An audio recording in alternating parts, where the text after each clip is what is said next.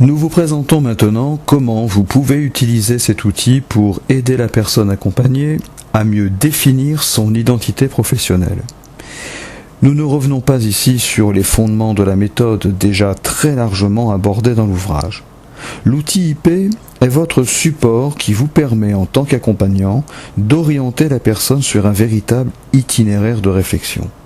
Non seulement la personne que vous accompagnez va pouvoir se prononcer sur des affirmations identitaires, mais elle découvrira aussi la possibilité de relativiser ses choix en parvenant à se décentrer d'un point de vue unique et subjectif.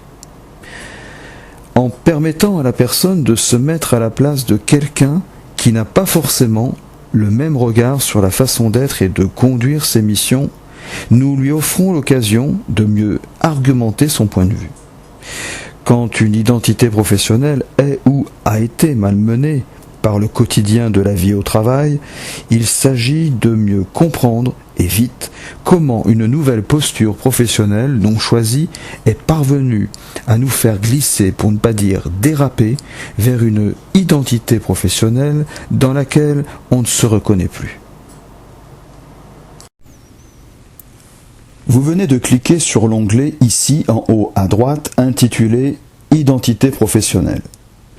Sitôt après, vous êtes dirigé vers la première étape de l'outil IP. Sur cette première page figure la première affirmation inscrite en rouge. Lisons-la ensemble. Tout se passe comme si votre pratique professionnelle au quotidien n'arrivait plus à produire sa propre motivation et que par effet d'entraînement, les relations avec les clients et les collaborateurs s'appauvrissent. Nous vous demandons de prendre une position pour exprimer si vous êtes d'accord ou en désaccord avec cette affirmation. Vous devez prendre une décision, c'est oui ou c'est non. Vous répondez spontanément. Vous venez de cocher votre réponse et instantanément une liste de propositions pouvant justifier cette première réponse s'affiche à l'écran. Vous allez, parmi cette liste, choisir les propositions justificatrices qui permettent d'étayer votre choix. Vous devez respecter la consigne vous demandant de ne pas en retenir plus de 3. Ce choix vous renvoie indéniablement vers des situations concrètes et vécues sur votre lieu de travail. Vous pouvez décrire ces situations dans l'encadré ci-dessous.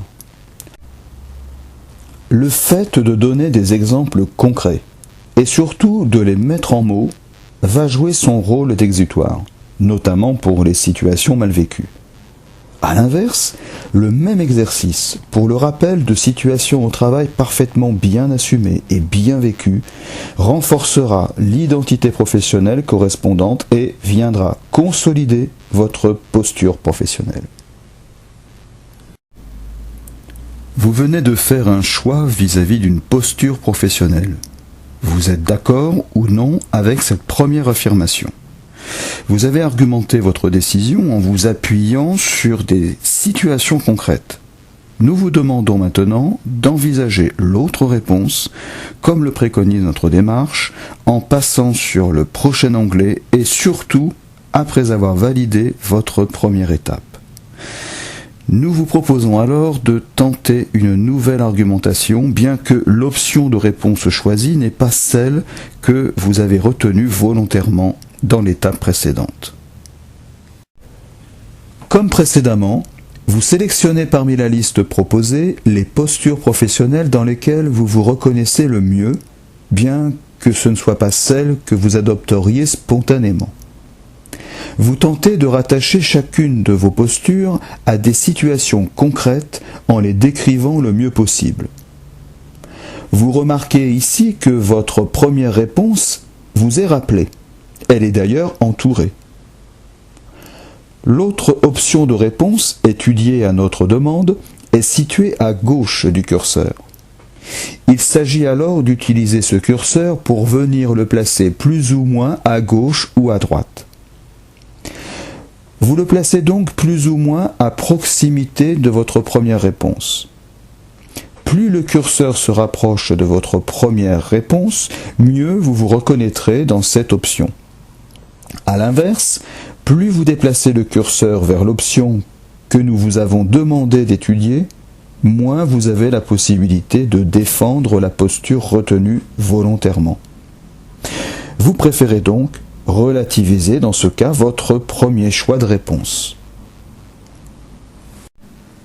Selon la manière avec laquelle vous avez ou pas relativisé votre position, il ne vous reste plus qu'à donner votre avis en le formalisant dans l'encadré situé à droite du curseur. Une fois vos arguments validés, vous pouvez cliquer sur le bouton « Fiche de synthèse » pour télécharger le récapitulatif de vos choix avec comme conclusion à vos positions le dernier commentaire que vous venez d'exprimer.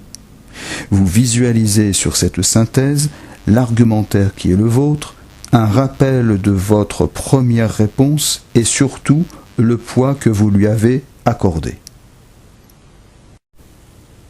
Il ne vous reste plus qu'à poursuivre notre itinéraire identitaire en passant successivement d'un onglet à un autre. Vous allez découvrir deux autres affirmations qui renvoient à deux postures très connotées sur la question de l'identité professionnelle. Vous procédez en suivant le même principe que celui que vous venez d'adopter en réaction à la première affirmation que nous vous proposions d'étudier. Vous connaissez donc maintenant comment utiliser l'outil GBoost sur les identités professionnelles. Vous poursuivez votre cheminement comme vous venez de le faire pour la première affirmation que vous avez approfondie. Outre les fiches de synthèse que vous pouvez télécharger à chaque étape, vous serez destinataire de la fiche bilan qui vous concerne. Elle vous concerne dans les deux cas de figure suivants. Quand vous aurez répondu « oui » à l'affirmation proposée, ce « oui » étant ferme et définitif, avec le curseur positionné sur 4 sur 5 ou 5 sur 5, nous vous inviterons à prendre connaissance de l'identité professionnelle dans laquelle vous vous reconnaissez parfaitement. Deuxième cas de figure, quand votre premier choix de réponse sera fortement relativisé par celui que nous vous demanderons d'étudier, le curseur, dans ce cas, sera plus proche de la deuxième réponse.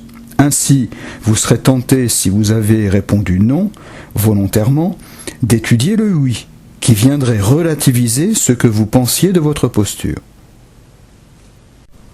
Ce film a été réalisé par l'auteur de l'ouvrage intitulé « Les seniors à la conquête d'un travail, une véritable histoire de parole ». Il a été possible grâce à la collaboration de la société SDS Internet qui, notamment, s'est chargée de l'informatisation des outils que nous mettons à votre disposition.